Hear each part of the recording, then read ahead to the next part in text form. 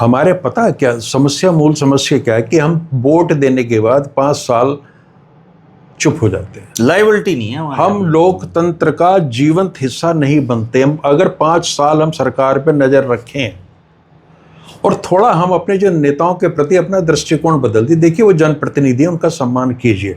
लेकिन मैं इस चीज़ के बिल्कुल खिलाफ हूँ कि वो आपके यहाँ शादी विवाह में आ रहे हैं, मरने जीने में आ रहे हैं, उनका जो सोशल मिसयूज हो रहा है। नहीं, वो क्यों आ रहे हैं और आप उनको इतनी इज्जत क्यों देते हो?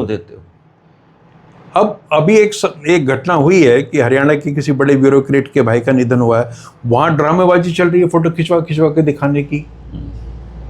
ठीक है, दुख सुख में शामिल होना एक अलग बात है, लेकिन आप इतना महत्वपूर्ण क्यों समझ लेते हो कि जब तक स्थानीय विधायक या स्थानीय सांसद बेटी की शादी में नहीं आएगा, मेरे कार्यक्रम में नहीं आएगा, तो मेरा अस्तित्व ही खतरे में है।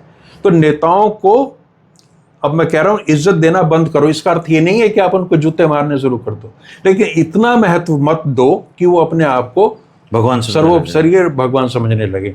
विदेश में कहीं नहीं होता। जिन अच्छे मुल्कों की आप बात कर रहे हो, मुझे एक व्यक्ति ने बताया था कनाडा में वो कुछ टाइम रहा है कि मैं एमपी के साथ, इंडियन एमपी अपने काउंटर पार्ट के साथ में कनाडा में, मतलब वहाँ कोई डीलिंग ही नहीं, पब्लिक डीलिंग, कोई व्यक्ति सांसद के पास जाता ही नहीं। और हमारे पास हजारों लड़के हमारे हरियाणा के, सुबह ही सुबह कोई चंडीगढ़ भागा फिर रहा है सफेद गाड़ी में, कोई दिल्ली भागा फिर रहा है, और साथ भर रखी है गाड़ी है, तेल फूंक रहे हैं लगातार। भाई साहब के पास जा रहे हैं, भाई साहब क्या रखा है इन भाई साहब? तेल की शॉर्टेज तो देखो एक बात सुनो, हमारा देश के लोग इतने पता नहीं अजीब स्थिति है।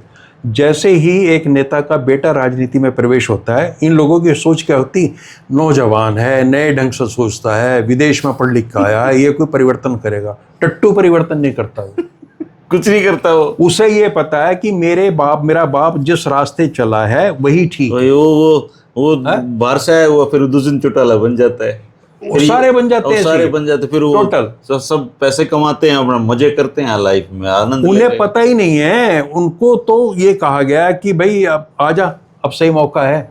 वो आ गया, और वो जो बाप ज्ञान देगा वो ज्ञान महत्वपूर्ण है।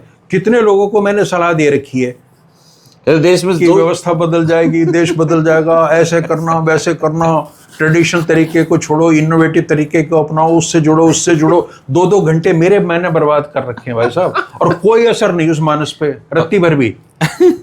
बात पिताजी की समझ में आएगी, चूंकि पिताजी ने हजारों करोड़ इकट्ठा कर दिया, अब उसको संभालना है, तो वो आप लोगों के दुख दर्द संभालने नहीं आ रहा। तो नेताओं के बेटों को तो कतई इज्जत देना ही बंद कर दो। इसके लिए तो मेरा एक ही शब्द है,